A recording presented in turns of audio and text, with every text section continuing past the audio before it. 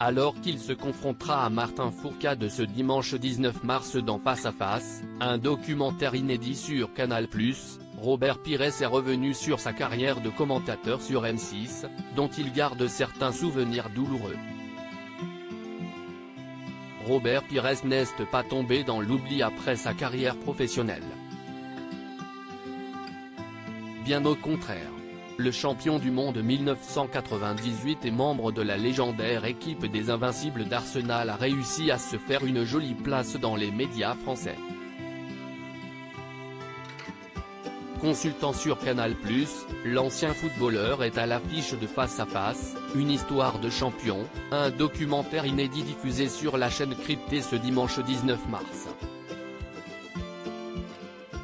L'occasion pour lui de se confronter à la discipline du biathlon face Martin Fourcade, le multiple champion olympique. Juste avant cet événement, il s'est confié à nos confrères de Pure Média au sujet de sa courte carrière de commentateur sportif. Robert Pires commentateur, une expérience en demi-teinte. Souvenez-vous, en 2020, Robert Pires est embauché par le groupe M6 pour couvrir, aux côtés de Xavier Domergue, les matchs de l'équipe de France pour l'Euro 2020. Je remercie M6 d'être venu me chercher, ça a été une bonne expérience, commence-t-il. Enthousiaste à l'idée de vivre cette nouvelle aventure, décalée d'1 an à cause des problèmes sanitaires liés au Covid, l'ancien professionnel des terrains a vite déchanté. Je me suis fait allumer dans la presse, concède-t-il avant d'indiquer que l'expérience ne s'est finalement pas super bien passée. Robert Pires pense connaître la raison de cet échec.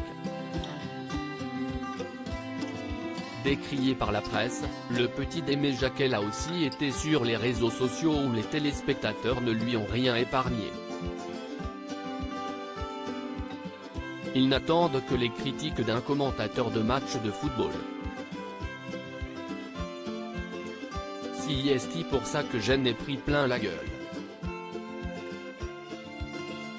Mais ce n'est pas grave, quand j'étais footballeur, on m'a critiqué aussi.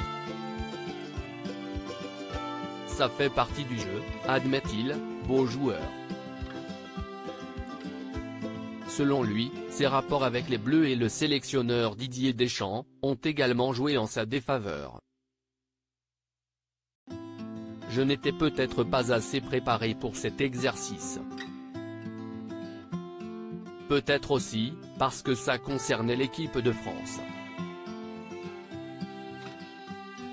Pour moi, ça a été compliqué de critiquer.